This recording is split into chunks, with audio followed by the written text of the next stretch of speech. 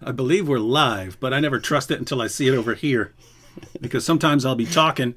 You get to see us make total, what's out of ourselves. I'll be talking because I think we're live, and then like I watch the video later, and it's like it didn't start till like 15 seconds into it. Anyway, what's up, everyone? What's up, guys? It's been a while since I've been live on my channel. My friend here. Some of you have been asking, is this Randy? Because I said my bunkmate. This is Prison Mike. My name is Prison Mike, if you know anything about The Office. I'm Prison Mike! So I took care of him! Yeah, Randy was never my bunkmate in prison. He was not. Randy had a different bunk. That was in jail, wasn't it? That was actually in jail. Yeah. And in the course of jail and prison, you end up with a bunch of different bunkmates, but you definitely have the right. It was probably like 2.5 years or something like that. Yeah, so it was a while. So 2.5 years, this guy was my bunkmate. Anyway, hadn't seen my kids and stuff for a while, so he's visiting. And whenever you meet up again, you just end up talking, hey, remember when that happened? Remember when that happened? Yep. Remember when this happened? Remember when that happened and stuff? And so anyway, we were eating earlier, and I was like, "What? We should just go live. We should just go live and do some reminiscing live on air, spin some tales for you guys, and let you know what the real deal is." So this is Kane, and they've never heard you talk before, but you sound weird to me. I sound weird. No, you sound weird with your. Oh, okay, yeah. Maybe I should explain something to the audience. I just had oral surgery done. My mouth is extremely sore, and I do sound lispy from time to time. I apologize. That's a problem if anybody's using closed captioning. My bad. But yeah, because I'm used to you talking like this the entire time. Well, blah blah blah blah blah blah blah. All right, so that's Prison Mike's voice. So we're gonna go ahead and share some stories. Most of them you guys probably never heard before. Stuff, basic prison stories and stuff like that. Anyway, just if you want to listen to them. Who doesn't want to listen to prison they're stories? very entertaining. There are entire YouTube channels that are just prison stories, right? Yeah, they have whole actual channels dedicated to prison life. I saw there's like I avoid them like I saw a woman has one now. I saw a woman just because I have no idea. I guess it's being recommended because I have clicked on the prison videos before, right? Right. Like you see a video. Will you get your wig split if this? And I'm like, does this guy actually know what he's talking about? So I'll click on it and stuff like that. And so now it recommends all these prison videos and stuff. Now we know what you do in your spare time. Yeah. So we're gonna tell a little prison stories, and we're gonna explain to you guys how not to get your wig split if you get locked up. And don't end up in prison. Yeah. Don't be stupid. Don't be stupid. So anyway, little background about you. Okay. We were in prison together for a few years back in the 1990s, but you'd been locked up several years before me. Yes. So you were considered, by the time I was in there, you were considered like old school convict. Yeah, I'd already... Not old school, because there were actually old men who'd been locked up 20, 30 years I've done and stuff. 6.5 or 7 years before I met you. No, 6 years. 6 years before I met you. Yeah. So then... so anyway, you can go into as much or as little detail as possible, but what'd you do, man? What'd you do? All right. What'd you do? Okay, look, everything on paper or anything that's said, it always sounds awful, okay? All right, I'm just going to say it. Look, I was in for armed robbery. I was in for possession of a firearm in a robbery, stuff, kidnapping because I took the guy hostage. Let me explain myself a little bit, though. There was a situation... Basically, that was involved that a young girl had been assaulted. Nobody was doing anything. The police weren't doing anything. Her own family, her own father. So I decided to take it into my own hands. And, I went a little too far. So, So I ended up in prison. I ended up in maximum security. That was before I met you. What were all your charges? Let me see. Armed robbery, abduction, 2 charges of gun in the commission of a felony, and I think that was about it. Sounds like a real loser. Thanks, buddy. Anyway. Oh, actually, let me turn down this volume slightly. It looks like we're clipping a little bit. So you've been locked up a while before me, and then I get to Stanton Correctional Center. I was sent to Fresh Stanton. fish. Yeah. I was sent to Stanton Correctional Center specifically because they had a mental health area there. Stanton used to be, what was it? It was Eastern State or Central State Psychiatric It was Central State. It was Central State. That's Central Virginia. No, That's I used to be at Central State. No, Western State. Western State. Okay, yeah. I was at Central State as a mental hospital. And then when they were sending me to prison, it said may need mental health treatment, and they sent me to Stanton. But this place had been, before it was a prison, it used to be a mental health facility going back like to the 1800s. Also a Civil War hospital. Also they also held prisoners of war there briefly. Yeah, stuff. There was like there's a big graveyard there. Oh, there's a graveyard right across the street from the rec. It was actually a creepy place because on the one hand it's a prison, but they left all the buildings and stuff. Yeah. They didn't use the dilapidated buildings and stuff except for like storage, like storing supplies and stuff like that. And industries. Remember the industry, the second industry building was in that dilapidated by the main office. Matter of fact, I actually saw on one of those like those group of dudes that go around looking for haunted places. Yes, because Stanton was closed down, right? But now I saw one of those videos where those guys went into now. Did you know that it's condos? Yeah. No, I've seen it, but not the old crap buildings. No, they're still up. Yeah, the building we were in that is now condos, and I saw that and I was like, I was like, you guys live in there, man? You know what was going on up in there? You know the stuff that was going up on, and what's now your bedroom, man? Yeah, murders happen like in the bathroom. I mean, literally, when it's a mental health place, there's 2 murders in there. God knows how many assaults in the prison and you know, it's crazy. Else, you remember? Since I did welding as my trade, and there was that tower there. Up on in that tower, there was this wooden bathtub with a thing that would close. It would close over top of it. I don't know nothing about this here. There's a wooden bathtub up there because I worked in the building. Right. So there's this wooden bathtub with an enclosure that slides over top of it, and it has a hole in the middle. And I was asking what the heck that was for. Don't tell me that was a neck hole. Yeah. They'd stick you in there if you were bucking, right? If you went crazy, because it's a mental health hospital, right? Yeah. And things were a bit more crude back in the day. But if you were really bucking and flipping out and hitting people and stuff like that, they'd stick you in that tub, close the hole over, close it over your heads, and then fill up the tub with ice water, right? Until you calm down. Eventually you're nice and calm because it's either hypothermia, death, or you're calm. Yeah.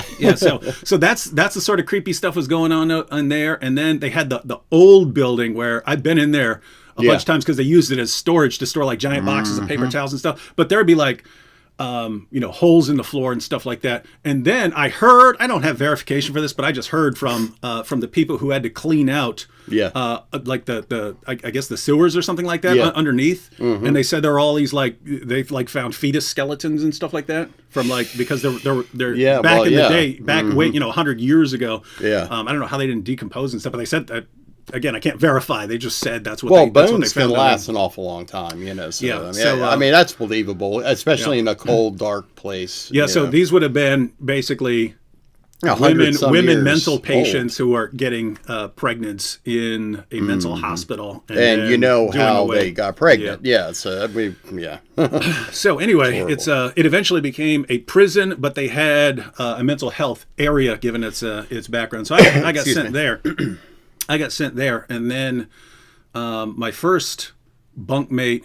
You remember Grover? He's one of the old guys. Yeah, he was Harris, older fella. Yeah, he was. There were him and Buck, and then there was a dude named Rudy. But those are like old men. Old men in prison. It's basically people who've been locked up like 50 years of their life. You guys would love to meet some of these people. Trust me, they were characters. Yeah, as many dangerous people that were in there, there were some real characters in there. Characters. We'll get into that a little bit later. But Bernice said, "What age?" Asking me, "What age did you go to university since you spent time in prison?" So I went went to prison, then I got out and went back to school as a full-time job. I think, didn't you? Pretty much. Yeah. You were in school I went to years. school for a long time. So I visited you a couple times. I was in my mid-20s when if you're thinking about like when I met Nabil and stuff like that would have been after I got out of prison. Trust me, he's got his schooling. I've never seen the man go after college the way he did. Yeah. I'm proud of him. Yeah. So anyway, my first bunkmate. Here's how it works, right? You go to prison. I mean, it could be different in different areas, but where we were, you go to prison and they stick you on a top bunk, and then you go on a waiting list for a bottom bunk, right? Because eventually, an inmate on a bottom bunk. People generally want to be on a bottom bunk. It's better, unless you're this guy. So you could see everything from a top bunk. You see, Mike? Yeah, I know. I know why you were on the top. I know why you were on the top bunk. Come on. But generally, if you don't like climbing up and down all the time. That does get old. So they put you on a top bunk, but then you go on a waiting list for when a bottom bunk comes open. Then you're offered the spot, and basically you move up the list as people get bottom bunks and so on. And if it gets to you and they offer you the bottom bunk, they say, "Hey, here's the bottom bunk over here. Do you want it?" You can say no. If you say no, your name goes to the bottom of the list, and you start over. Waitings. So anyway, my first bunkmate was Grover Harris. I don't know how much you were around Grover. That dude's actually evil. Yeah. That dude is evil. Like you say old man, you think, oh, nice old man, grandpa. No, some old people are evil old people who've been evil all their lives. And this dude was like saying some twisted stuff. And there are people who look and you go, this is why this dude. I think there's some mental issues there too with Grover. Yeah. So anyway, did not like him. They use Stanton as a dumping place. And the thing is, you can't, people generally aren't going to beat him up because he's an old guy. So he gets away with saying all this sick stuff, talking about the sick stuff he's going to do and stuff. Matter of fact, this is kind of a messed up story. Guys, it's a different environment in prisons. So don't hold any of this against me. I'm not condoning this behavior, but you have to realize that this is. I mean, if I came to visit. We got to talking, and we thought that this was definitely some input that you guys would find interesting. At least, I mean, Dave is, has made quite a name for himself, and I'm proud to call him my brother and friend and my brother in Christ. But we do have some very good stories to tell you guys. We've known each other forever. So we hope you enjoy this. Yeah. So Grover, and that should tell you how old he was. I mean, he wasn't tremendously old, but he was like 60s. Probably 60s old, and which would have made him, for the 90s, he would have been born in like the 30s and stuff. Yeah. And that's when, I guess, Grover was still a name, because people generally don't use the name Grover anymore. Grover Cleveland's the last time I heard Grover, Yeah, so this dude's evil and stuff. Anyway, it would be count time, and we were all the way in back of the dorms, an 88-man dorm. But they had dividers in between, like 4 double bunks and so on. And so we were all the way in the back. This before I was bunkmates with Kane, so I was all the way in back, and Grover was my bunkmate. But so they call count time, but then you have to stand there for like 5 minutes before they get to you, and the guards are counting everyone. And pretty much every day, they call. Multiple times per day they would call count time. I have to jump down off my bunk, and we just stand there and wait. And every time Grover would turn around and look the other way, I would pretend like I was going to kick him, right? Because just the other guys in the place who all knew this guy's sick and evil, they would crack up laughing because I'm like drawing back like I'm about to kick him, right? And so sometimes I would like start to kick him, but I would like pull back right at the last second, and everyone would laugh, and he'd turn around, and I'd just be looking off into space and stuff. Anyway, one day I was doing that, and everyone's looking at me, and every time he turns around, I go like I'm gonna kick him, and finally I like took a couple steps back and like skipped forward like I was going to kick him, and I actually went to kick him, and I planned to pull back, right. But I had on those heavy shower shoes. These aren't like soft little flip-flops. They're heavy those sandals. Brown ones. Yeah. You might, it seemed like dollar stores, but these things were like rocks. Yeah, so I pretended I was gonna kick him when he wasn't looking, and I went up and I stopped, but my sandal went flying and kicked him right in the butt, right? And so he turns called a projectile butt kicking. So he turns around and he looks at me, and I'm standing there, but I mean I'm missing one sandal and one just hit him. So he thought I did. Anyway, he grabs all my stuff off my bunk and throws it on the floor.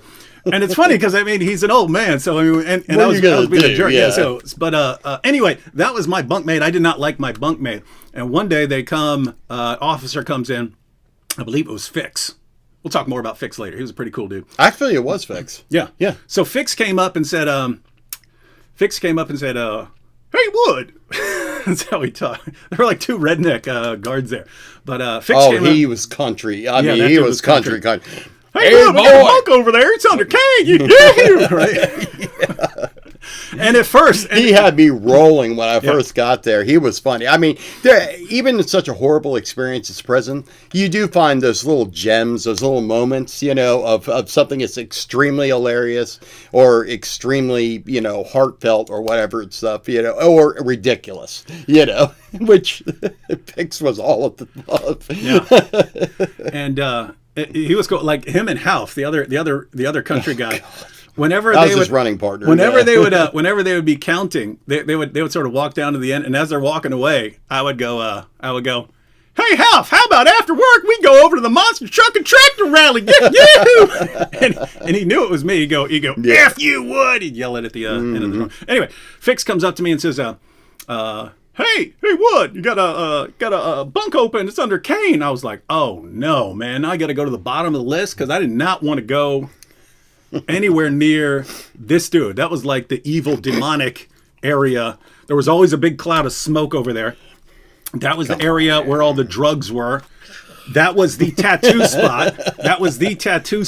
Because this guy is the designated tattoo artist for our dorm. Yeah, you couldn't tell or anything here. Sorry, can't use these cameras. As you can see, really slaved out and stuff. So this was the tattoo artist, and so that's where the drugs were. And I was like, God, I don't want to be over there, man. I don't want to be over doing there. drugs.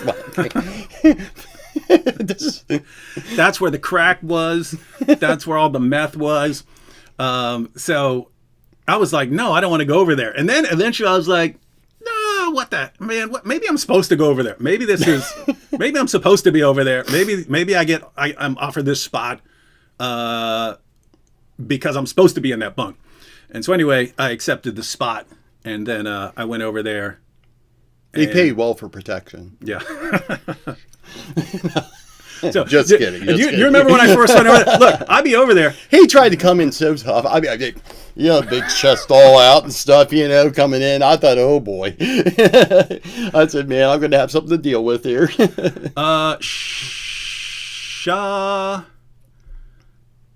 We here said, why you went to prison, Sir David?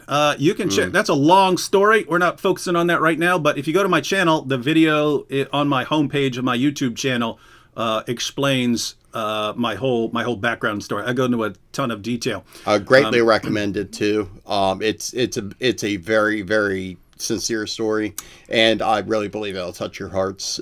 So there's my, kind of, I guess, accolade to Dave, and stuff. The things I've seen this man go through, and the things I've seen, you do over the years and stuff. I mean, he is an amazing man, and right. You really, really need to check out his channel. It's possibly the greatest YouTube channel ever. Now, give me the $20. That video is the greatest ever.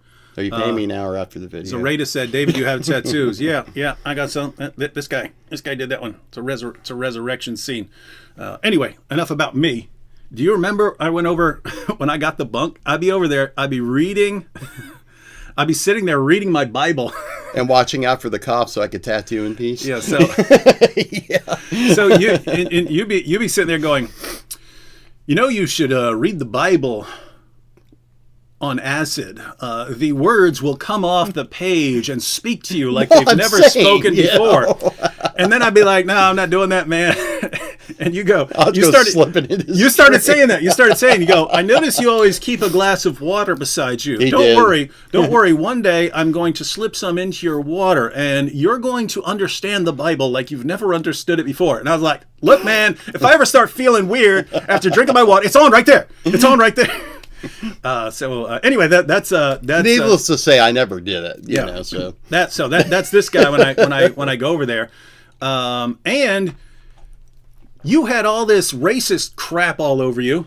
all this Aryan, like you guys watch movies, these Aryans and stuff like that. You had that white power on. You had SS tattooed on your arm. You had freaking SS.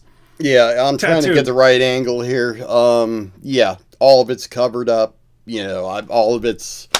Yeah, but let me give you a little backdrop. Everybody some backdrop to that, so you don't think that I'm some rabid white supremacist. No, we're gonna get to you not. Yeah. I mean, basically, when you first go to prison, I went into maximum security because of the severity of my charges, stuff like that. Now it's at Kane Mountain, which is in the farthest part of Virginia as you could possibly get, and they sent me there because violence and things like that. I was a lot different person when I was younger, obviously, and I just you kind of click up with your own, and that's what I did foolishly at first, and within a very short period of time I realized how stupid it was. And I believe, weren't you there when I had got all this stuff covered up?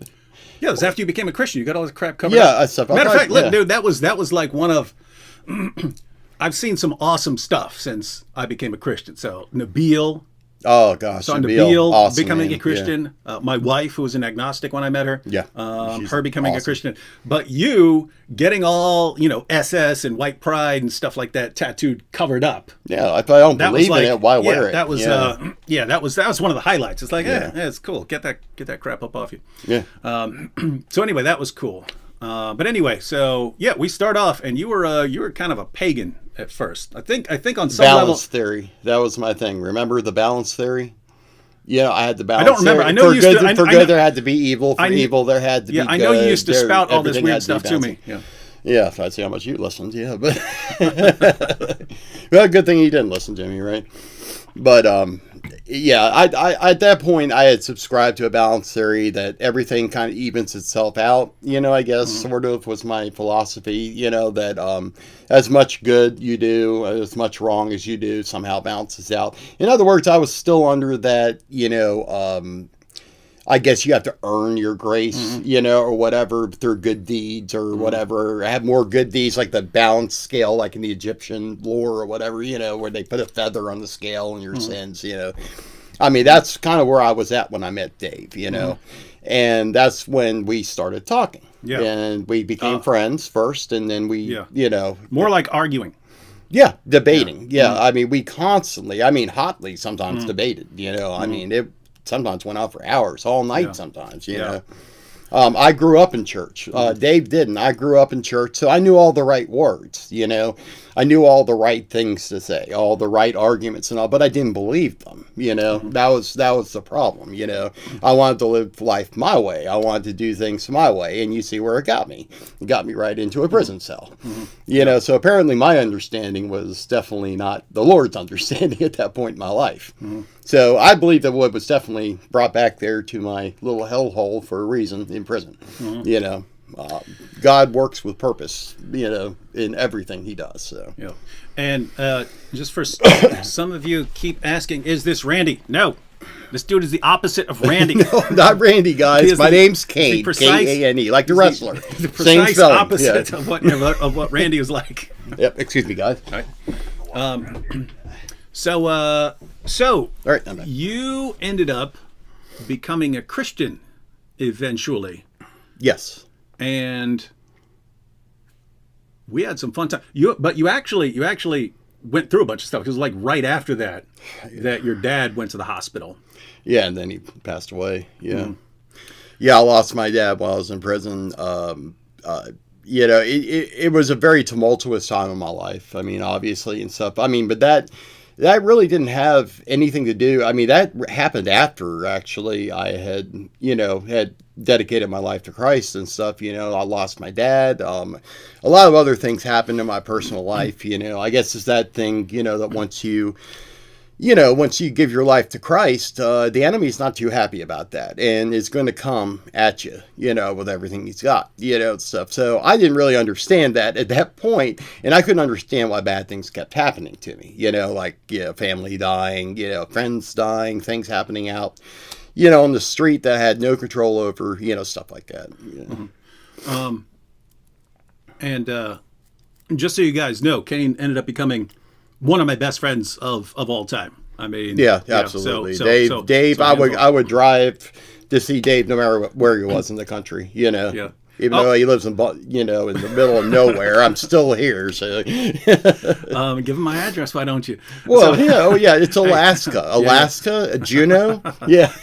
So 121 Main Street. Hey, I'll tell you. I mean, it'll take a little bit. I'll give you my address, but you show up, you're gonna have some real problems on your hands. This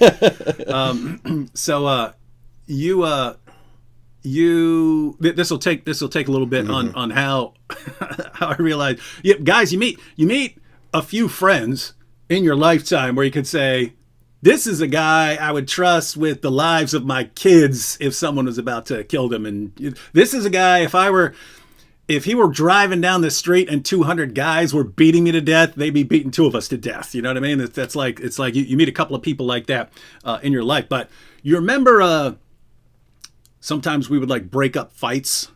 Yeah, back in the day. Mm-hmm. So the biggest your favorite bathroom, your wood to the rescue for the poor guy in the bathroom getting beat up. Tell that one. No, yeah. So anyway, I was a Christian, and it sucks because there are these two sets of rules, right? Yeah. Here's what I'm supposed to do as a Christian, and here's what I'm supposed to do. This is like the code of the convict and so on. The rules you're supposed to follow, but. Basically, if a fight broke out, I would try to break it up, and I'd basically run up in the middle of the two guys, figure out which one is most reasonable or which one I knew better, and I would just get in his face and be like, "Come on, man, you want to go home? You want to go home? You want to go home? You don't want to do an extra? You want to do an extra 2 years for this guy? Do you want to do 2 more years for this guy right here? Do you like him that much, right?" And it would pretty much work. So there was Dex and Floyd. Those guys fought. Those guys were fighting. They fought from the bathroom. Big yeah, boy, if you guys see Predator. If you see Predator, make him invisible. Put dreads on the guy. No, not the Predator. In the movie Predator, there was a guy, Bill Duke. I forget what his name was in Predator, but Bill Duke. He's the one. Anytime. Oh yeah. Okay. Dex looked exactly like that guy, except he was way more muscular. He was ripped. So if you can't think of who I'm talking about, keep in mind almost everyone in Predator was big and ripped, and Dex was way bigger than Bill Duke was. But he got in a fight with this dude named Floyd, and Floyd was a big dude, but he had like a big belly and stuff like that. I didn't find out until later why he was doing so well fighting Dex. He said basically how for 20 years of his life, he said, we go get drunk on the weekend and you fight and you fight everyone in the bar and stuff like that. And I'd be knocking dudes out every weekend of my life. So they get in this big fight. Lockers are flying all over the place and stuff as they're going around. Anyway, we break that fight up and stuff, and we pulled Dex back. And I remember you kept tripping him because he kept trying to go. So I'm standing in front, but he's hard to hold back because he's massive. And so you kept hooking his feet with your legs to trip him. Anyway. It works, guys. It does. It really works. So that wasn't the point, but broke that fight up. Billy and tell about the gang beatdown that you almost ran into. Oh yeah. One second. And then there was that 5%er they called Head. That's not a perverted thing. He just had this giant head, so people just called him Head. But he kept trying to stud. He was trying to stab Buck, and Buck is one of the old men, right? There's like 3 old men. He was like 72 years old. You know, I mean, but just sick enough. He's in there, And so Head keeps running, trying to stab him, and I'm just all I keep doing is pushing him back, right? I keep pushing him back, and it's cool because he could have taken a swipe at me, but he didn't. He's going after Buck, right? And he just kept I just kept pushing him back. But Buck, this old guy behind me, just won't shut up, right? He's like, I'll bust your head open with this lock. You come over here. And so I'm stuck between. Oh, he would have too. He would have too. He tried to, at least. I'm stuck between these guys. Anyway, I would always try to break up fights. And some of the time, Kane did not like that because you're not supposed to get it. Basically, it's part of the, I guess you call it convict code. I've heard it called in like classes and so on. Mind your own business. Mind your own business. If it's got nothing to do with you, you didn't see it, you weren't there, stay out of it, stay out of other people's business. And but I would still do it. One night we would, if we were playing chess or something like that, we'd sit down kind of on opposite sides of my bunk. We'd use our foot lockers as seats, and then you got the bed in between. You put a chessboard or something like that. Anyway, we're sitting there, and you could hear a fight start in the bathroom. It's a big communal bathroom. So there are like 6 toilets, 4 urinals, and then like 6 sinks. There's 8 sinks altogether. In this big communal bathroom. With and 2 entrances. 2 entrances. And you can hear when a fight starts because it sounds like a basketball game. You hear people's sneakers squeaking on the floor and stuff like that if they're fighting. And so we start hearing that squeak, squeak, squeak, squeak, and I'm like, "Hey, there's a fight in the back, fight in the bathroom. Let's go break it up." And you're like, "What?" And he grabs me as I'm trying to get up, and he goes, "What? You need to stay out of other people's business, man. You don't understand. You're gonna get messed up one day for busting into someone else's business and stuff." And I go, "No, man, no. Someone might need help, right?" So you're like, "Look, what? I told you, stop!" And I pulled away, right? And so I bolt over there, and so there are 2 entrances. I go through the far one, and as I'm going in there, I see what it is. It's a gang initiation. It's not a normal fight, right? It's a guy who was a prospect for the gang 187, the code for murder, right? Yeah. He's a prospect for 187. He's finally getting beaten into the gang, right? And I'm not gonna stop you from getting beaten into a gang, right? I'm not gonna jump. You're idiotic enough to do that, then okay. So I see what it is because I go through the entrance where this initiation is taking place, and I go in there. So I stop when I see what it is, and I'm about to turn around, and through the other door, Kane busts in there, and he's like, "Hey, break this up now!" And I turn, I'm like, "Wait a minute, this guy thinks I'm dead wrong." He thinks I'm dead wrong for going in to break up this fight. Well, because you went in there, I didn't have a choice. You know? That's what I thought. I had to get your back. That's what I thought was awesome. I'm not going to let you go run off by yourself again. That's what I thought was awesome. Because so Kane comes in there, I'm like, this is initiation. But anyway, I walk out and I'm like, man, this dude thinks I'm dead wrong, and he's still not going to let me get the crap beat out of me, by myself. So anyway, that's what friends are for. Yeah, I mean, that is the definition of true friendship, is looking out for each other, and we have certainly did that. When I was incarcerated and David gotten out and stuff, this a little bit later on, one thing you find about prison is almost like it's like dying. Everybody forgets about you. It's like you don't exist anymore. And that makes me feel guilty because there's still a lot of people back in prison that I was very close to that I don't keep in contact with because of life. Mm-hmm. We all have things we need to do, and it's hard to keep up, with that. But Dave took care of me while I was in prison. He sent me money. He sent me encouraging letters, to keep my faith up.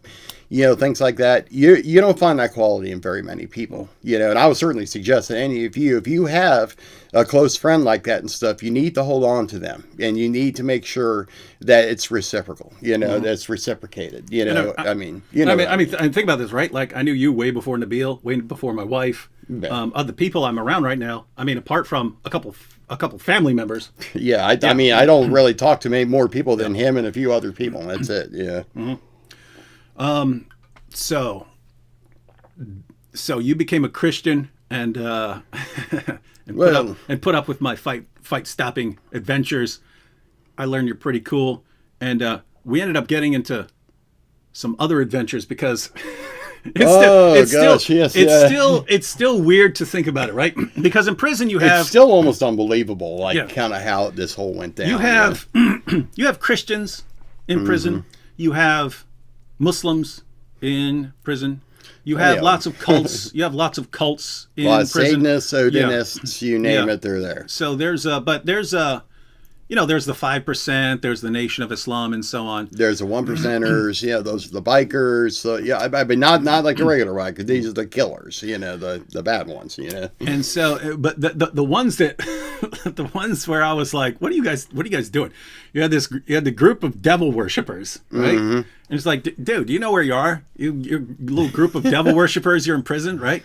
And then what was even weirder than that for me was the dude Oaks, who started a group of Wiccans there, right? These are witches, everyone. These are witches. There's no difference between white magic and black magic. Magic is magic, and it comes from one source. Come on, guys. So common sense. This dude Oaks was a high priest of Wicca, right? He's a high priest of Wicca who gets locked up. And could this dude have played Gandalf in a movie or not?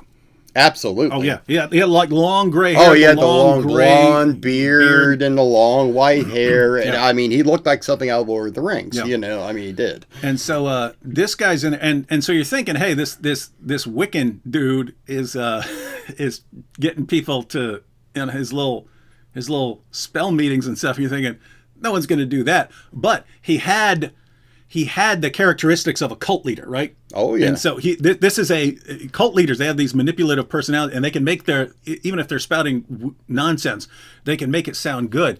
Yeah. And so he actually ended up getting a couple young guys from the church to start going over to his meeting. And part of you is thinking, well, look, if you're stupid enough to go and follow this witch, then you kind of deserve what you get. But on the other hand, you're thinking, hey, these young bucks, man, we're supposed to be looking out. We're supposed to be looking out for them. And so you're the one who actually had the idea for a showdown. Kane's sitting there and he's going, look, why don't we just do it like Elijah did? Why don't we just do it like Elijah did? He said, look, I'll go down there. I'll challenge him to cast a spell, right? I'll give him whatever he needs. If he wants hair, fingernail clippings, if he wants my blood, I'll give him my blood. He can cast a spell, and we'll let everyone see the results. And so, they saw the results all right 6 months later. Yeah. Would you like to fill them in? Yeah. So we thought that was a cool idea. But we kept kind of putting it off and never actually going down there, because you would have band practice at the same time they would have their meetings and stuff like that. Anyway, eventually always something would come up. It was funny. Yeah. Eventually, Goob, he was the leader of the devil worshippers, right? We're not. That was his nickname in prison. He was apparently like marked. We would need hours to. He was apparently He was not some weirdo who got involved in Satanism because it was cool when he was growing up. This guy was like marked from birth by other people who were in it and so on. So he's set aside from birth for Satanism and so on. He got a real raw deal. Yeah, I mean, he really, really did. He was messed up. I mean, he was a good guy. I want to make that clear, because I don't want to speak ill of the dead, and stuff. I mean, just he was a good man somewhere down deep inside of him, and he struggled. Yeah, he was messed up. Yeah, and you'd see him go back and forth. And this was actually one of the times where he was like, wait a minute, these guys are nice to me. I'm going to tell him. And he comes up and he says, he says, look, man, Oaks had me get some I think some threads from our clothes or some hair from our heads or something like this. Oaks had me get some hair from the hairbrush and your toothbrush. Yeah, that's what it was. Oaks had me get some of you guys' stuff so he could cast a spell on you, because I told him you were going to come down there and challenge him, and so he cast a spell to keep you guys from coming down there and challenging him. And I was like, crap! And we haven't been going down there, but it's because of like scheduling stuff, not because I know, right? He's actually kept us. We had to work our schedule around a freaking witch. Yeah. So you had band practice, and I was like, I'm just running down there with Dean. Right. It was Dean Hallberg. Oh crap! I shouldn't be using last names because people can look people up. I guess that's a pretty common enough name that you probably can't find the actual dude. But I go down there with Dean, and I'm like about to go in there and go, so you cast a spell on us, huh? You cast a spell, wizard? Meanwhile, I had forgotten about it. I had completely forgotten about it. Yeah. And so, I mean, getting down there is actually, it was funny I was kind of annoyed. It's like, wait a minute, you got Wiccans and devil worshippers working together, casting spells on us? It can't be good. Yeah. So I'm going down there. I'm about to go full Elijah on this dude. I go down there, and I'm sitting with all these young bucks who were there for the meeting. Mm-hmm. And finally, Oaks walks in. It's me and Dean sitting on one side of the table, and Oaks comes down. He sits in the open spot there, and so me and Dean are over. This is Oaks. Me and Dean are over there. He sits down like this. I'm not exaggerating, even slightly. He sits down like this, and like shielding his eyes from us, and his hand is shaking, and whenever he's moving, his other hand is shaking. I'm not exaggerating like this. In fact, I don't even think I can shake as much as he was shaking, right? And so I'm thinking, how much weight he started losing? Yeah. Well, that's when he announced it. We had no clue. Yeah. He's sitting there shaking, and he says, I know we were supposed to I have a meeting tomorrow. I just want to say I never use my magic to hurt anyone. And I'm like, what the heck is wrong with this guy, right? Actually, I just remember he pulled me to the side, actually, right in front of the building that he was in, and apologized. That's right before he died. Yeah. So he's sitting there and he's shaking. That's when he announces. He goes, anyway, I'm being taken to a different place. I was just taken in for an evaluation, and I was diagnosed with full-blown lung cancer and 2 brain tumors. And so that's why he was like terrified. And so he said it was a rare brain cancer that they rarely ever see. That was the thing that's so compelling about it, was the fact of what he got attacked with. I mean, it's...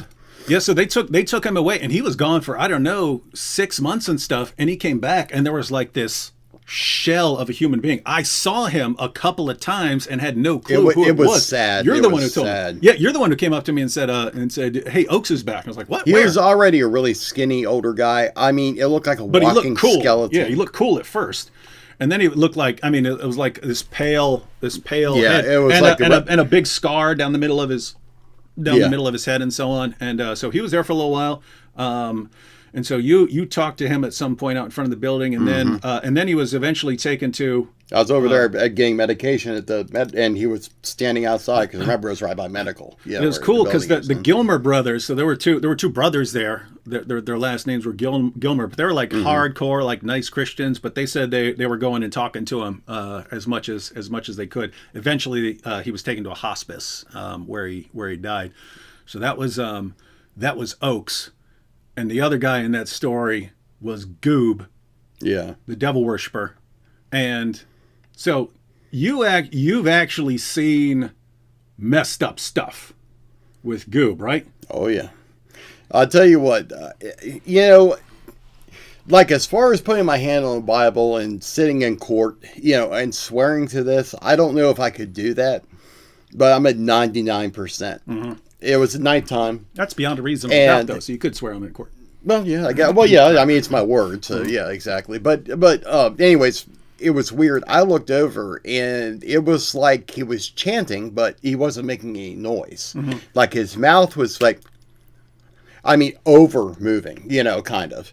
And then I seen his body literally come up a little bit off the bed, and then slowly come back down. Now, if he had just dropped, I would have said maybe he just pushed himself up and fell back down, Mm-hmm. But there is no way. I mean, he was lifted up off that bed and then put back down. Not only that, I believe I also told you the story about the gentleman that slept by the bathrooms. He was literally picked up in the air and thrown to the ground. So, I think old Scratch was quite busy there. The good old Stanton. There's a lot of weird stuff that happened there. That was a creepy place. Again, especially if you weren't here earlier, part of this prison was a psychiatric hospital going back to the 1800s Civil War times, and I never had anything creepy. No, I did, but I mean, other people did, but some of it was kind of. It actually was kind of funny. Whatever it was, like to grab people's toes and feet. Yeah. And I swear, I thought it was him.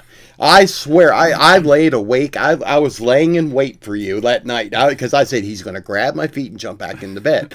So I waited and waited. Somebody grabbed my feet. I sat straight up. There was not a single person up. Now, you tell me what that was. I mean, come on. If I were to do something, I would have taken some toilet paper, put it between your toes, and lit it on fire, and then hid. And then you wouldn't know who did it. That sounds about right, yeah. So, there was creepy stuff going on, but sometimes it would actually be funny. There was that dude who worked in the kitchen. They all knew he was terrified of ghosts. Oh, gosh, yes. Those were 2 guards that got him, not inmates. Those 2 guards and the guy who ran the entire kitchen system and stuff. In fact, it was fixing health. Yeah, it was fixing health. Those rednecks. But anyway, here. So I worked in the stockroom at this time. The stockroom is attached to the kitchen, so I have all the food back there, and then you give it to the cooks, and they cook it up.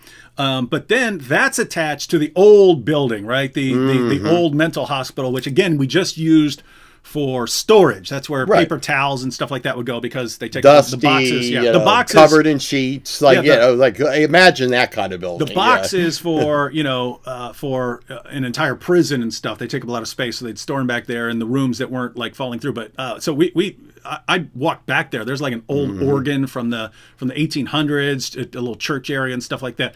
Pretty creepy stuff back there when you're looking. It's like this is like when you think about what was going on back in the 1800s. It was like walking back in history, literally. Yeah. So they knew one dude was terrified of ghosts, and it's simultaneously funny, but it's kind of messed up because again, the guy's legitimately scared and stuff. So the guy who George, the guy who headed the George. Okay, I know exactly what you're talking about. He was in charge. He was the manager for the kitchen and all that stuff.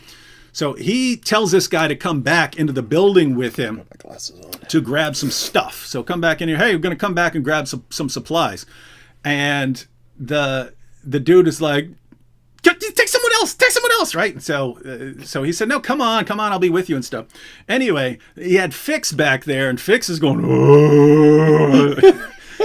and George is back there going, and the guy's going, what was that? What was that? And George will go, oh, that's just Bessie. She doesn't hurt anybody, blah, blah, blah. She's been here for a century. What, right? And so anyway, there are things to lock doors and stuff back there. So George actually like locks him in to a room back there and then leaves. And this dude just starts like freaking out, like flinging himself up against it and stuff. So eventually George goes back to let him out.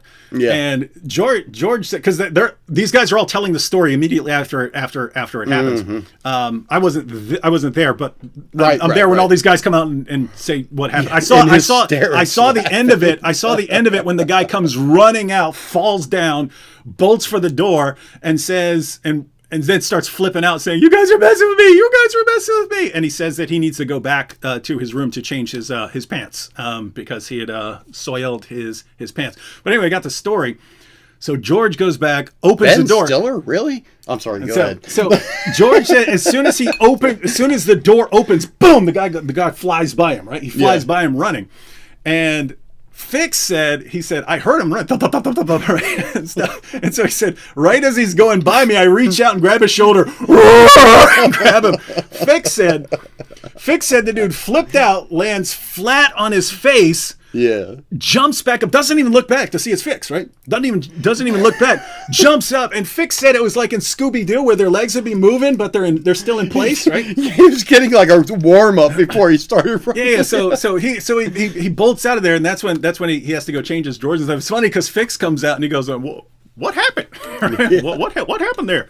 And so anyway, that's like. Anyway, I don't even know why we're telling this story, just because it's apart from it being a funny because story. It's hilarious, you know. I mean, you had to be there, kind of thing, but it was funny. There were people who were just constantly creeped out by all the creepy stuff going on there. With that said, Fix was pretty cool. Yeah. Like Fix was cool because like when Dex and Floyd got in a fight, right? Yeah. Fix was the guy who he doesn't want to write charges. He doesn't want to get people in trouble and stuff like that. He would come back there and go, guys, is this over? Is this over? And you know, it's cool because he can get in trouble for that. If the warden or something finds out that Fix is letting people slide on fights as long as it's over and stuff because you don't want to get him in trouble, then Fix would get in trouble. And Half, I actually locked Half in the stockroom. There was a room that had the chemicals in it, right? That had all the chemicals, like, we weren't allowed back in those areas for obvious reasons. Bleach, floor stripper. You couldn't be around floor stripper unless you're under supervision because people would take a cup of that, stick it in a microwave, heat it up, and fling it in someone's face, and then all your flesh melts off, right? It's called just real quick for the listeners, I am not Randy, by the way. Not Randy. I know. I see everybody. Randy. I'm Kane. It's stuff and all. But yes, Randy was indeed a great man. It's stuff, and hopefully he'll be sitting with David, at some point too. But one. Sorry, I didn't mean to interrupt you. I just seen Randy. Yeah. Oh, I can't believe Randy did these things. Oh no, Randy did not do anything. That was Randy's me. Such a jerk. Racist jerk. Yeah, Randy was a jerk, not me. So, just kidding, guys. So Half had to go in to get some chemicals one time, and I was the only one back there. I was the only one working in the stock room, and Half had to go in to get some chemicals. And he'd been running his mouth about something. I was like, man, screw this. I'm locking him in here. So I actually locked him in from the outside, right? And it was cool because he pretended to be calling back up on his walkie-talkie until I opened the door, and it turns out he was just faking. Like even then, right? Even then, an inmate locks him in a room filled with chemicals, and he's still he's still not actually gonna get me in trouble. So yeah, Fix was cool. Half was cool guys. But back to. By the way, it said Randy's in the chat. Randy's not any in the chat. way he could be in the chat. Okay, I'm just checking with you. No, okay. Randy's still locked up. Oh, so much I don't know, right? Yeah. So I thought he was out. No, he had 21 felonies. Fix, Half, then back to the devil worshipping group. Yeah. So we had Goob. Yeah. He's the leader of the devil worshippers, which I thought was, dude, you not know where you are, right? But there were a couple of them who were really into it, and there was Rick. Can you verify? This is one of the few people.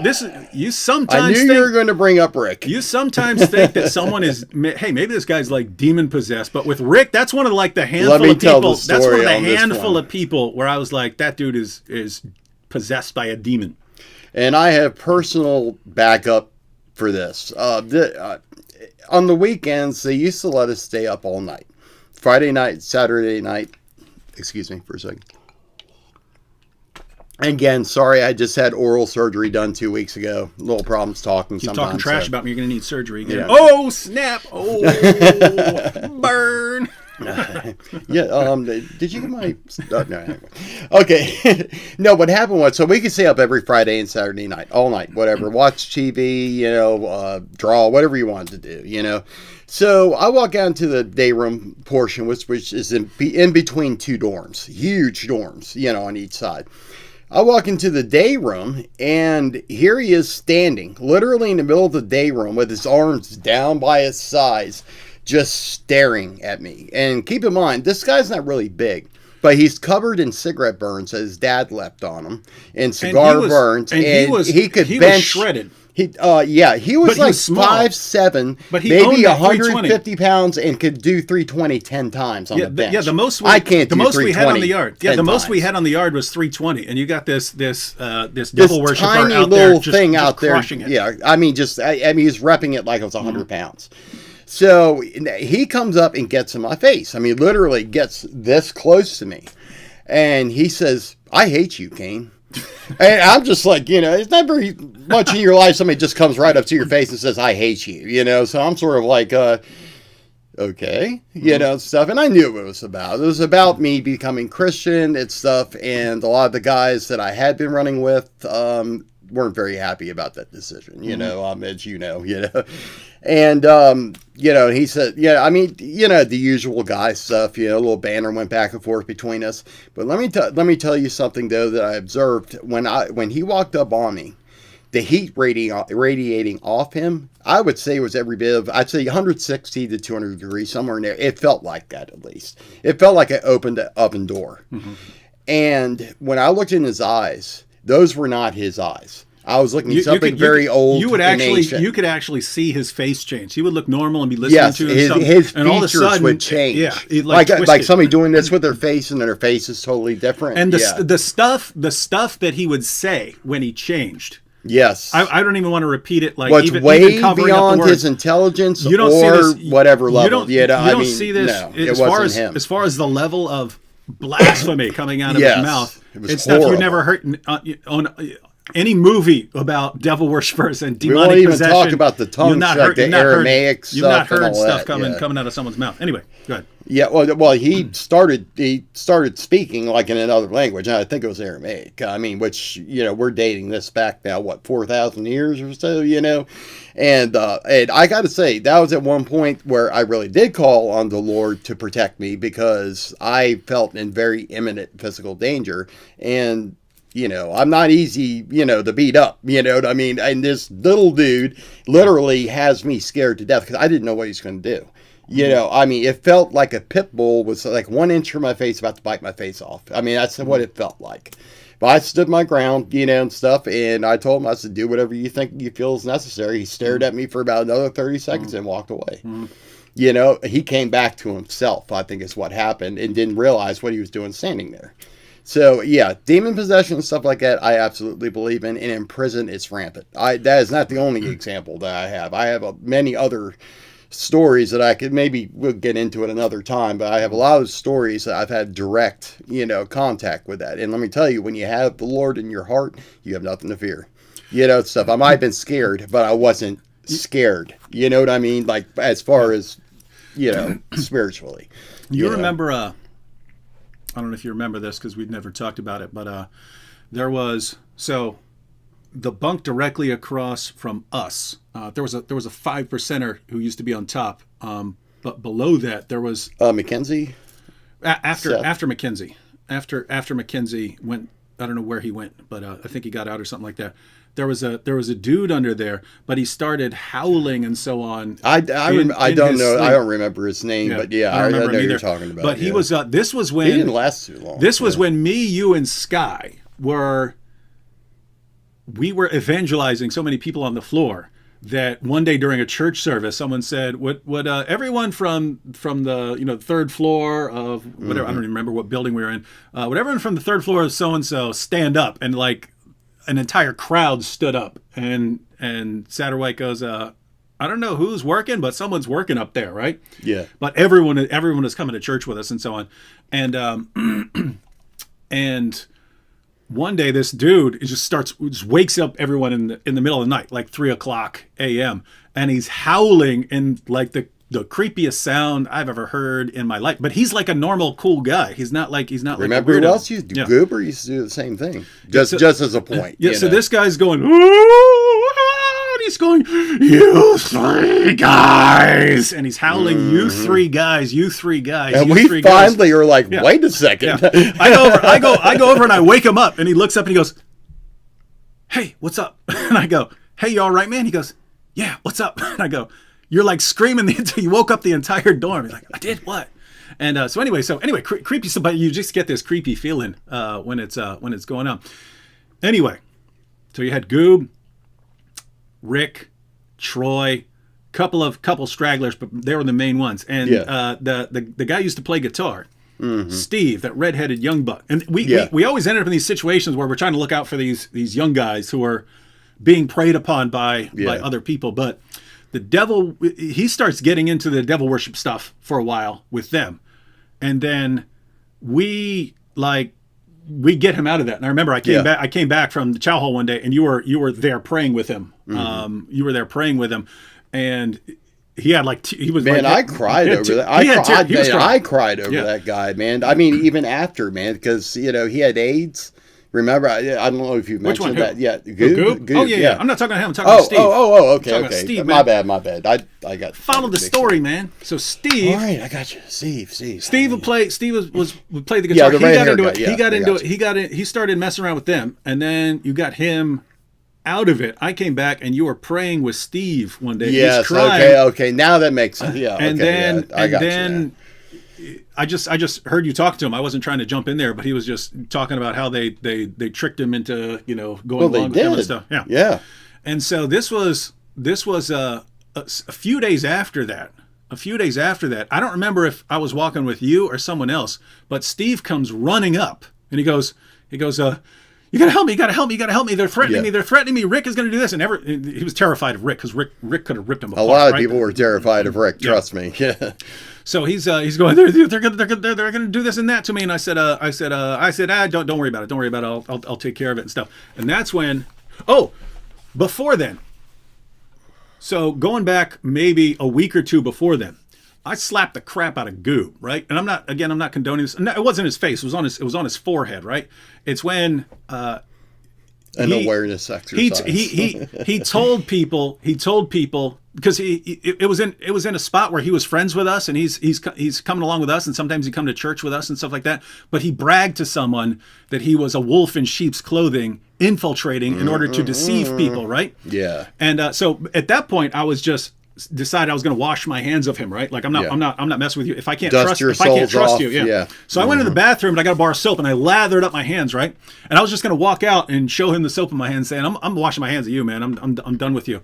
But I walked out and he had this stupid, arrogant look on his face, and so I slapped him on his head, right? So I slapped him back and I said, "I'm done with you."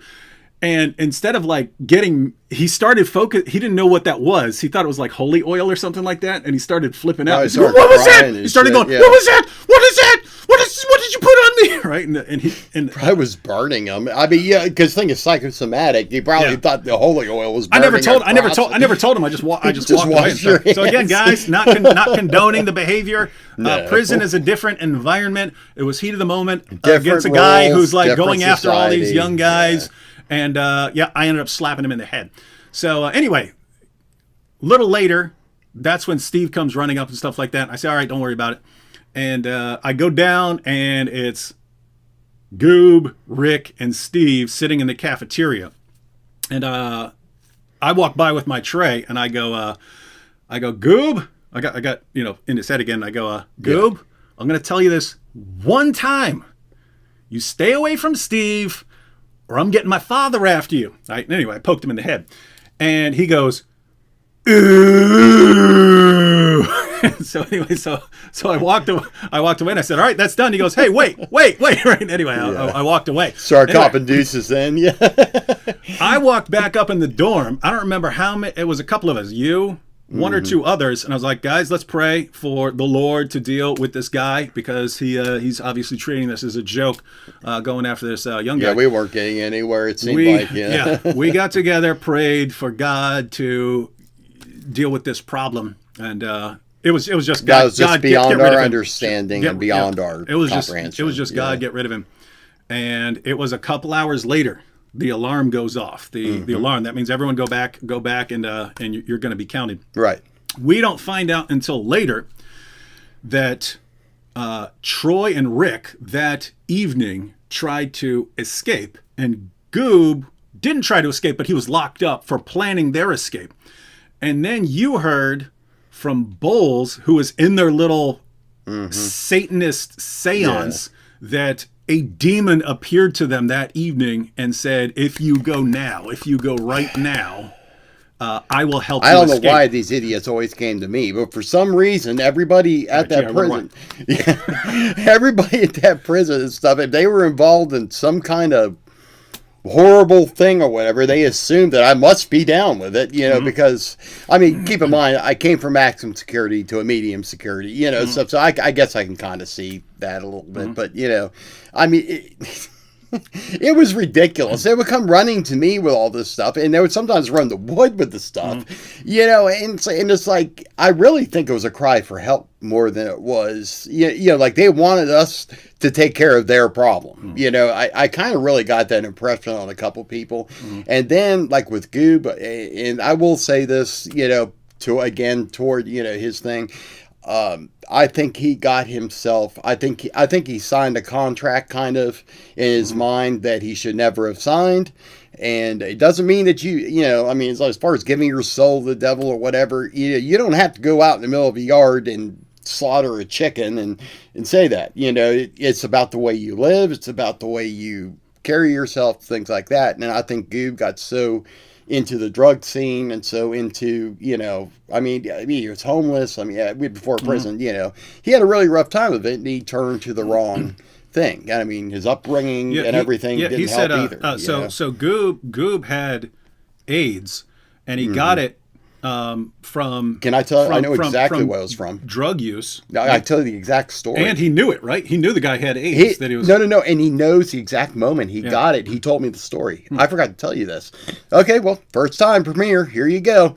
This is how Goob got AIDS. This is new stuff. This might be the you title. Didn't know. None of you out there know how Goob got AIDS. This is premiering knowledge of how Goob got AIDS. Okay. What happened was he was under an underpass with another individual. I'm not even going to say sex or anything like that. It's just say another individual. And they were getting ready to, I don't know about YouTube's rules. You don't need to know all that. Okay. They were about to do something you're not supposed to do. Yeah. Okay. You guys get the idea. But anyways, they didn't have any water. So he took the needle the guy had just used rainwater out of the gutter to prepare his thing, and he said, I knew when I was pushing that plunger that I had just gotten AIDS.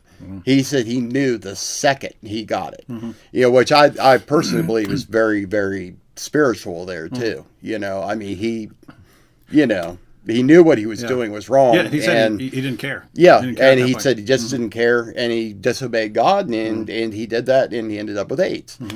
I mean, the one thing I do have to say about him, he didn't go around crying about it all the time. Yeah, he was. No, he was kind of feel bad for me. Yeah, he was kind of. He could be.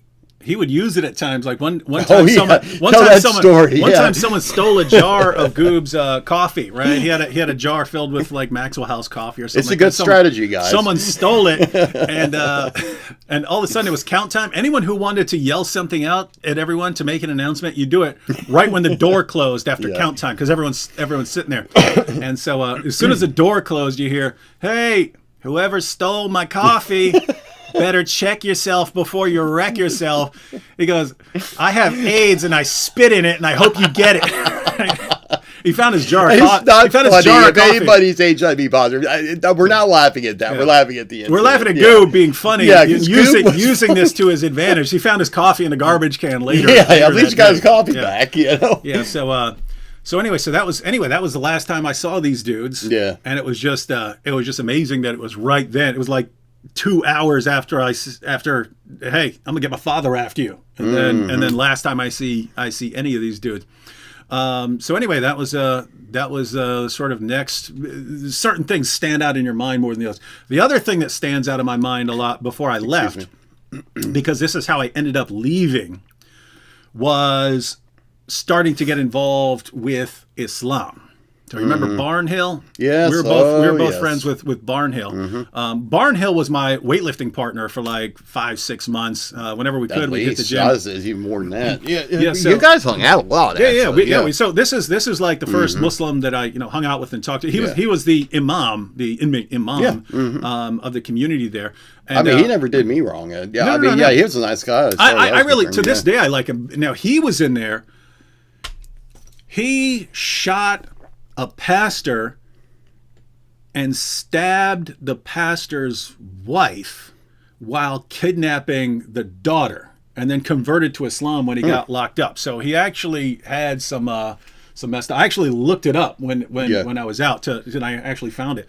But so yeah, that's what Barnhill was in there for. Anyway, I had a messed up past too, so we shared our stories. We ended up as weightlifting partners, and we discuss Christianity and Islam.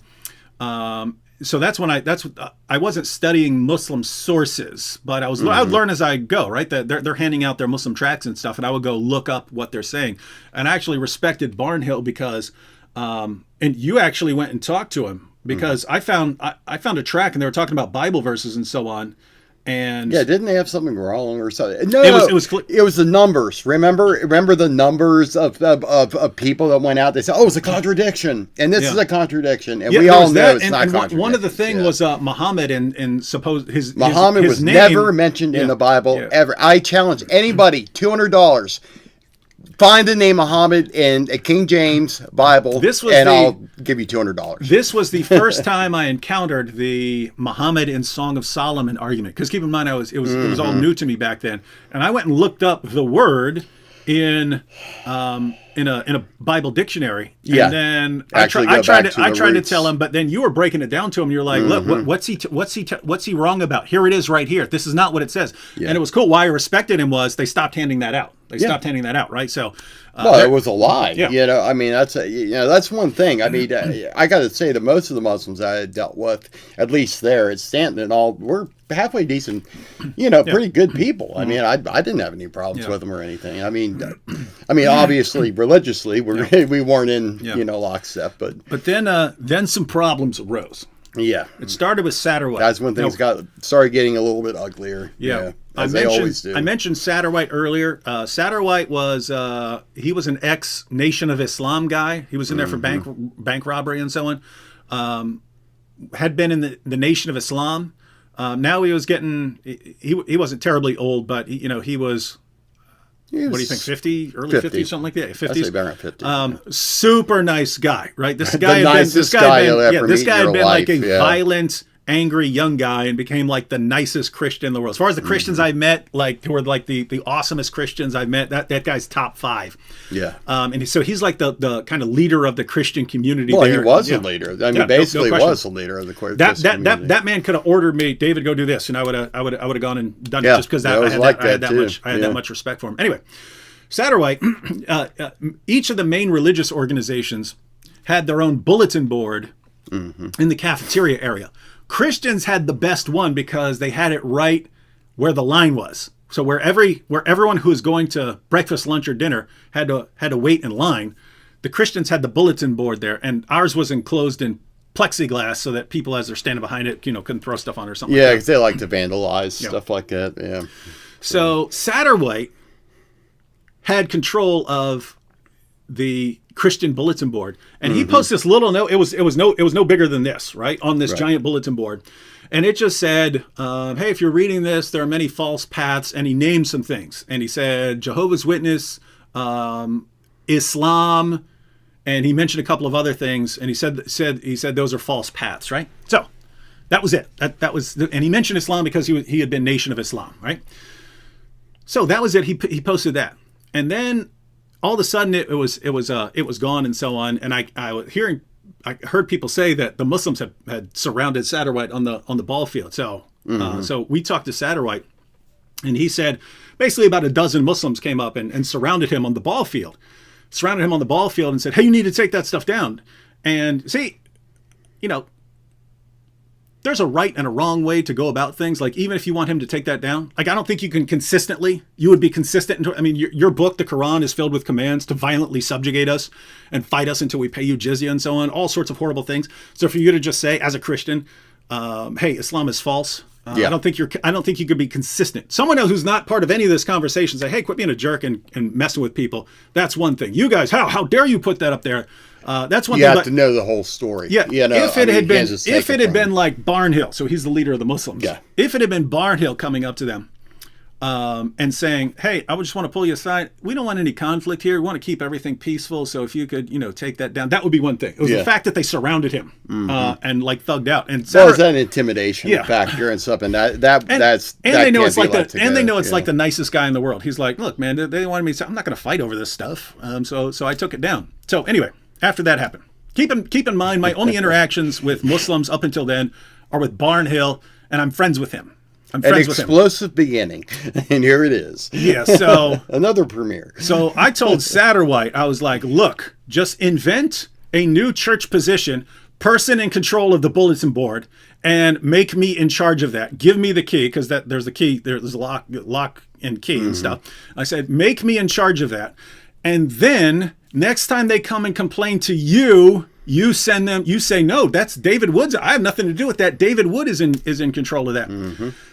So Satterwhite says, "Okay," and he hands me the key, and so now I have control of the bulletin board. So it's funny. So I drew this giant serpent, right? This giant serpent head, right, with like these hypnotic eyes, and then like part of the body. The serpent was coming out of the side of the bulletin board right down to the middle, and then I put a big word bubble there, and the serpent was saying, "Hiss. Jesus was just a prophet. Trust me," right? So anyway, I put that on the bulletin board and go ahead and lock it in there and stuff. And then the outcry was glorious. And then I keep everyone's seeing it because everyone who eats on the entire camp is standing in front of this thing. Basically, every person in that institution saw that. Yeah, is standing in front of that, right? About 1,000. And so anyway, later Satan. Satan was I called him Zach the Serpent. Anyway, so Satterwhite eventually comes up to me and he said, they came again. They surrounded me. They surrounded me on the ball field. I said, "Hey, it's not me. David Wood's in charge of the bulletin board, right?" So I told him it was you, man, and I was like, "Okay, yeah." So I thought either I'm just going to get clocked, right? I'm going to be walking in and back, right? I'm going to get hit. Yeah. But so it was either that, or I was thinking that they're going to surround me like they did Satterwhite. And I was just going to be like, okay, surround me. I was going to be like, no, I'm not taking it down. Let me tell you about your profit. And then if they wanted to beat me down, they could. Or I was hoping to get into a argument with them, something like that. Because they took me out. Keep in mind, I wouldn't have done that if they hadn't done that to Satterwhite. You know what I mean? I'm not like, hey, Dave wasn't the one that started the trouble. Yeah. He just finished it. Yeah, basically. So so anyway, so here's where things got awesome. Right. So I think I'm either going to get clocked or they're going to surround me. I walk around for 2 days. I make sure I'm walking all over the place. No one ever messes with me, right? Yeah. And I'm like, what is going on here?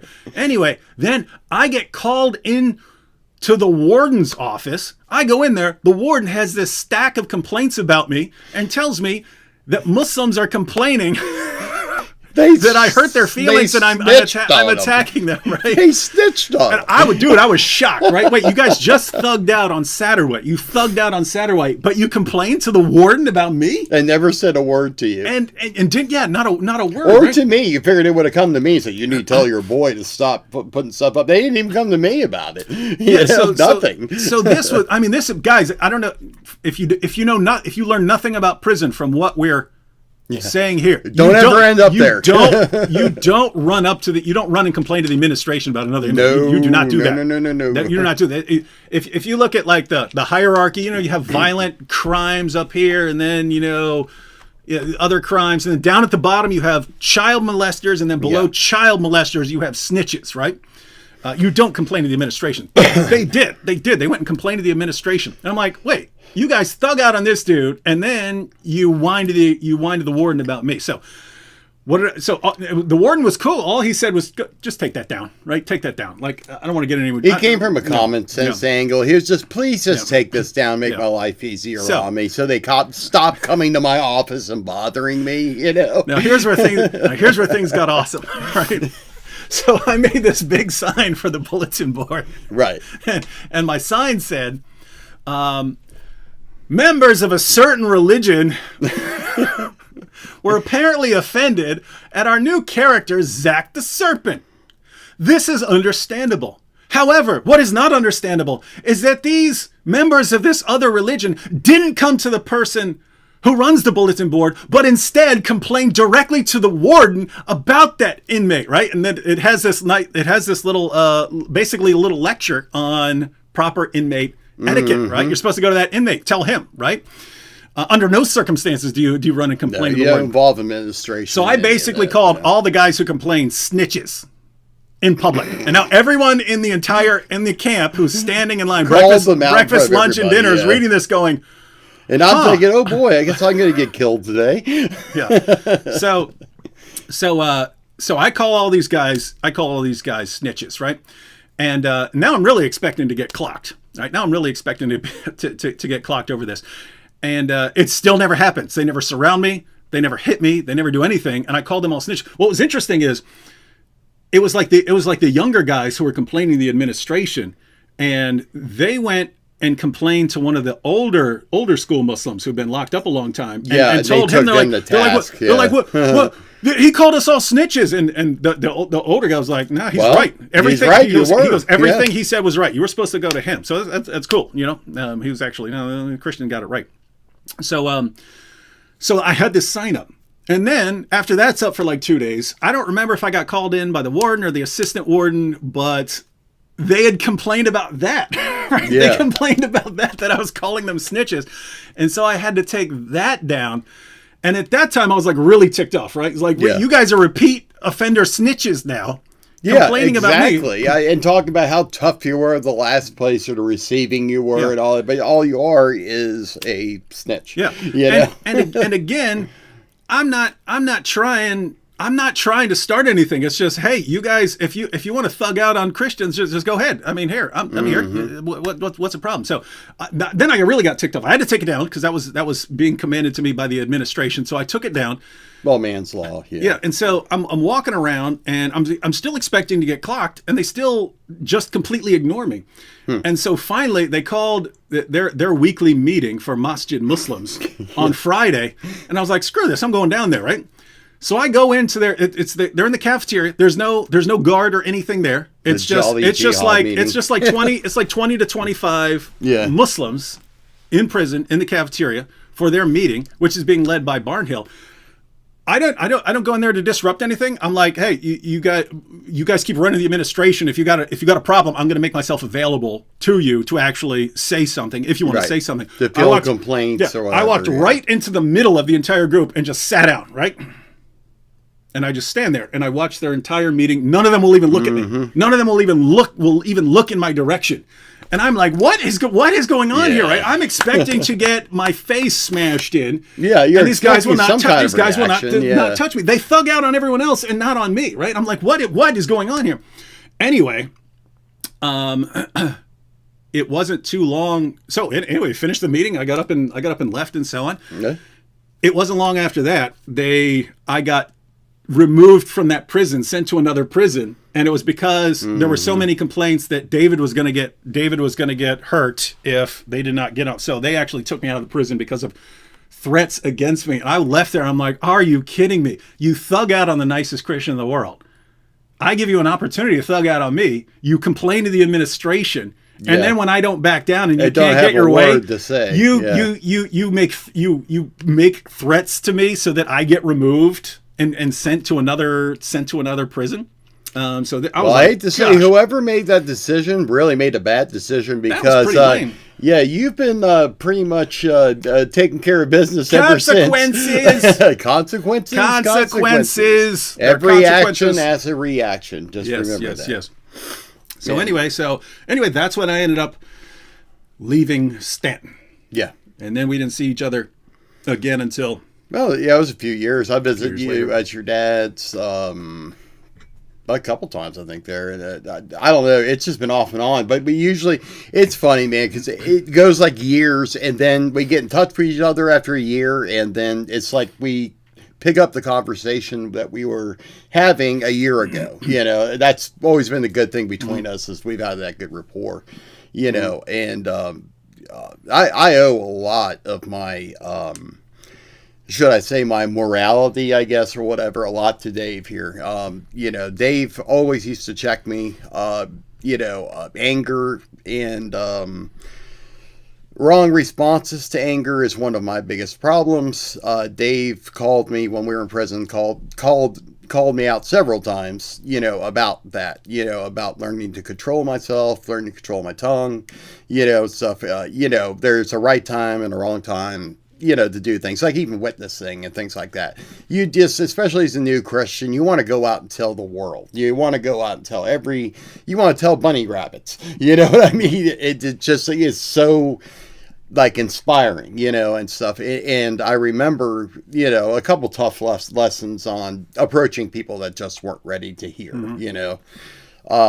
You know, so, and of course I didn't want it to make me go back to my old self by reacting to whatever they said or did or whatever, you know, and stuff. So, I mean, Dave definitely showed me some wisdom while we were in there, you know, and stuff about, you know, about assessing situations a little bit better, especially spiritually, and making the right decisions, you know. Yeah, and that's important. And the weird part is, like the weird part, like I look back on that and was like, what was I thinking a lot of the times, right? Mm-hmm. But for prison, I was like a nice guy.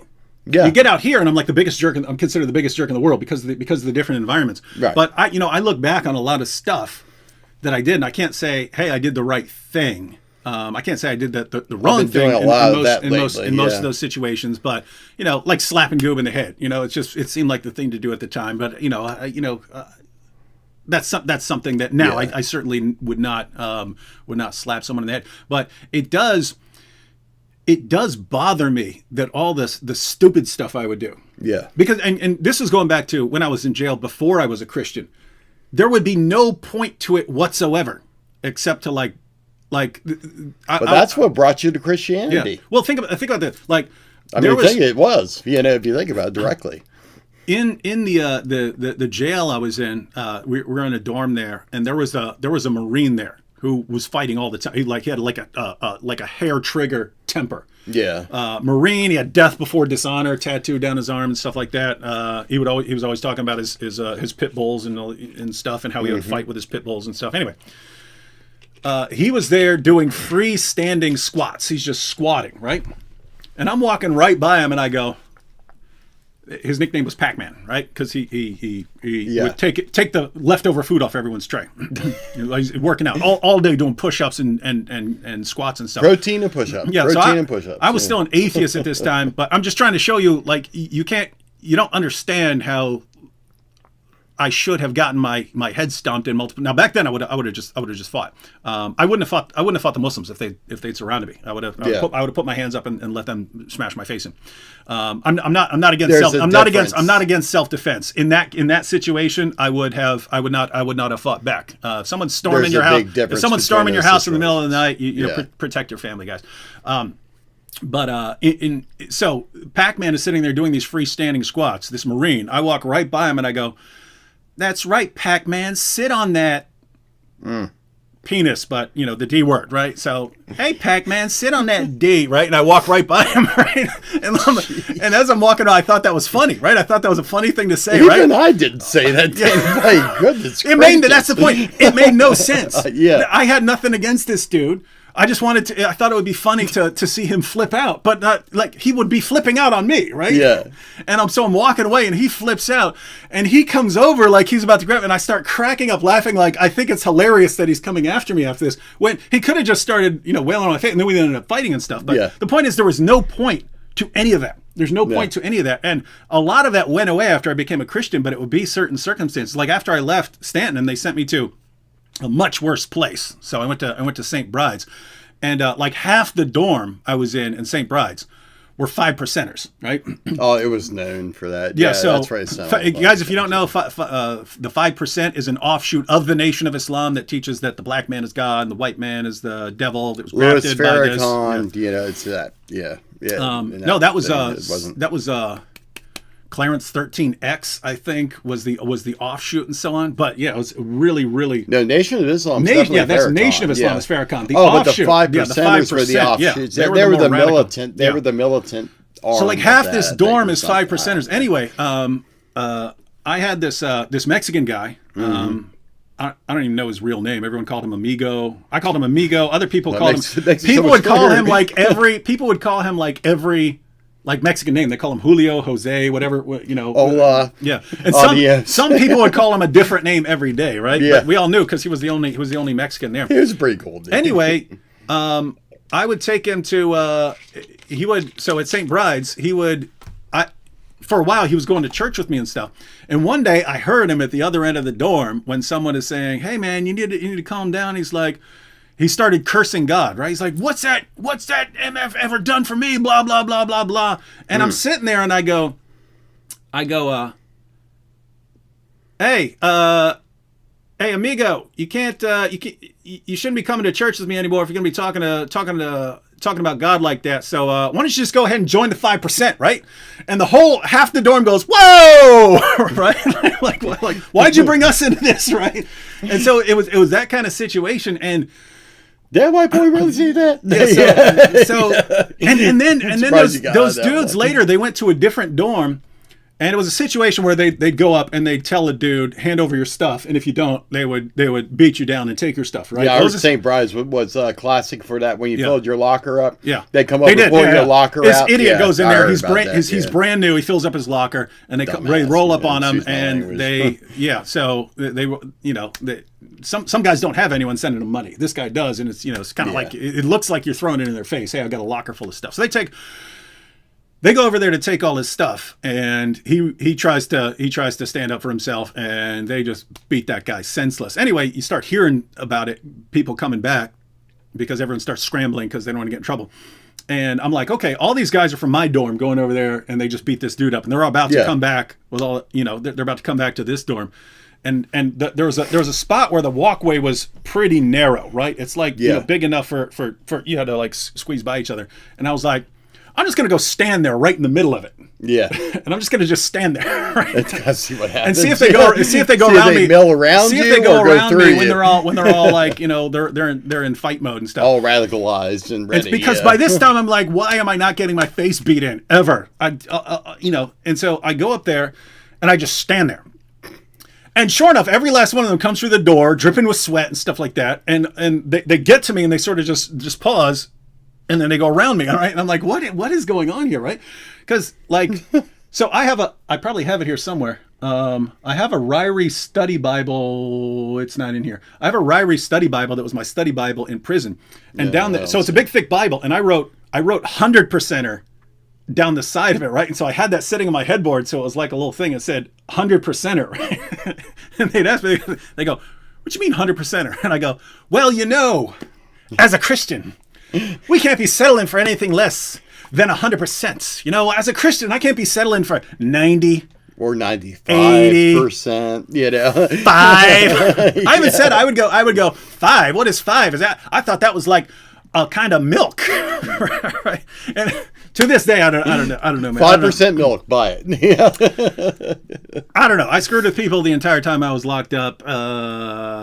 Never got hurt at all. Well, you remember my prankster habits. I was caught. That was one of my biggest problems and stuff. I got bored in prison, so I would pull pranks on people or pull jokes on them, whatever. Some got out of hand. Time I gave Billy Bro the cigarette that was full of hot chili peppers. I didn't realize he had asthma. Oh, wow. That kind of thing. Yeah, it's up when you got a call. They called the guard really quick because he's about to die outside. Oh, wow. I was trying to prank him. But it's the same thing though. I had mentioned actually to my fiance the same thing, that the entire time that I was in prison, I never got seriously hurt, and it was a significant amount of time in prison. And as far as hands being laid on me or anything, I did the laying on, they didn't do the laying on. God always had his hand on me while I was in prison. I do have to say that even before, I rededicated my life, to the Lord, there were so many times, walking on Kane Mountain Yard and hearing the screams of, I can't wait to get you, white boy, and all the other stuff, the usual stuff you hear, and then never have a single hand laid on you. Like you're talking about, people actually walk around you rather than deal with you, that kind of thing. It's real. It is real. And we were in probably the worst situation you could get yourself in the United States. United States prisons are known worldwide, as being, just really bad places. Don't believe the hype on TV. Trust me. The main thing is, that I experienced a very similar thing, as Dave did, that the Lord always had his hand on me and he always protected me, always kept me safe from harm, and all I could be is appreciative and thank you and thankful for that, A quote, I don't know if any of you guys ever watched Trailer Park Boys or not, but there's a quote, there's a character in it called, who's named Jim Leahy. He's the one who's the head of the trailer park or whatever, but he had passed away here just a couple of years ago, and he made a special clip after the show, was done with the season. And what he said, and I think it's a really, really good quote, is that the greatest currency is gratitude. And that's something I think all of us need to be thankful of. Every night when you go to sleep, every morning when you wake up, you should be thankful that the Lord woke you up. You should be thankful that the Lord protects you while you're sleeping. And we were in a place where being protected while you were sleeping was a real thing. It wasn't a brown recluse spider. It was 30 people who wanted to kill you, or something. It was a lot more extreme, and, if we were able to make it through, we haven't even gotten into the real good stories. I guess we'll save that for another time, but, God always did protect us, the whole thing with Oaks and everything else, that was a huge statement on the yard. Everybody knew about it. And they saw what happened to him, and that brought a lot of people into the church. And I'm not saying that that the hurtful things that someone goes through, or something like that to drive them or make other people come to church is right. I'm just saying it was a perfect storm, and to be honest with you, I still to this day am, and just blown away by what happened, how immediate the consequences were, because me and Dave were, we were sold out for Christ then. We witnessed to, people that were ready to listen. We tried our best to get, souls in those pews and stuff. And we both were baptized there, as a matter of fact, in the big steel tub. Imagine a huge, big steel washing tub. That's cold water. Ice cold water. And it was wintertime. Yes. And it really kind of sucked, stuff being dunked in that water. But when coming out of that water and knowing that public and not, kind of that public announcement to the world that, you're one of God's children, I'll tell you what, I didn't even feel the cold water when I came up. I felt so good. I felt reborn, I guess being born again being the key reference to that, And if we could do it in prison, anybody could do it out here. I mean, come on now, Now, we've been going over an hour and a half. There is another. Has it been that long? There is another interesting topic that I'd like to discuss that I don't think enough. I don't think it's really been addressed sufficiently, because you're talking about being sold out and so on. Mm-hmm. And you and a number of the best Christian brothers I've ever had got out and then got locked back up, and including Satterwhite. Again, one of the top, one of the most Christians I've ever met in my life. Ever. Yeah, and there is this attitude I've seen in lots of people where, okay, you're a Christian when you're locked up, and then you go back to screwing up when you get out, and so you were just faking. Whereas it's the temptations. It's the it's overdrive. It's the overdrive of suddenly you're able to do anything you want when you come from a situation where you weren't able to do anything you want. It's a number of factors. Anyway, to seriously address it, I think would take a little bit. But maybe before you head out, maybe we'll jump on. Is that something you guys would like to see? Why you have inmates who are sold out for Christ and then they get out and end up locked back up and so on. I'd certainly like to explain myself on that, because it is a worthwhile story to listen to. And also kind of a warning, too, about how easy it is to backslide, how easy it is to get away from the Lord, because we are surrounded out here with so many distractions, so many deceptive things, and real things and stuff. When you're in prison, you're able to focus, you're able to focus directly on your Christianity and work on it. When you're out here, you have to work. You have to take care of your kids. You have a mortgage to take care of, things like that. And then you get it maybe back into some old habits or things like that. Now, unfortunately, that's what happens to a lot of people getting out. Thus, the high recidivism rate, Yeah. You can see right here, see all the yeses? Yeah. These are all the people when I asked great. If you guys want to it's hear all more, yeses, and then there are some more Kane. Thanks, Arriva. I hope I'm pronouncing your name correctly. Yeah. All right, guys. Well, if we get a chance, we'll go live again.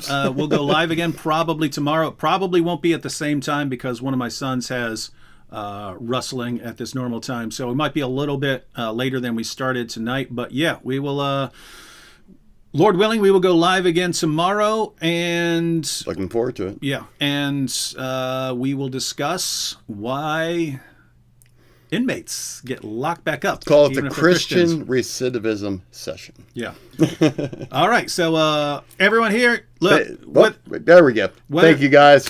whether you agree with us or not on any issues, just know we love you guys. We want the best for everyone. And we will pray for you. And we love you. And we encourage all of you to get to know the Lord Jesus Christ. Amen.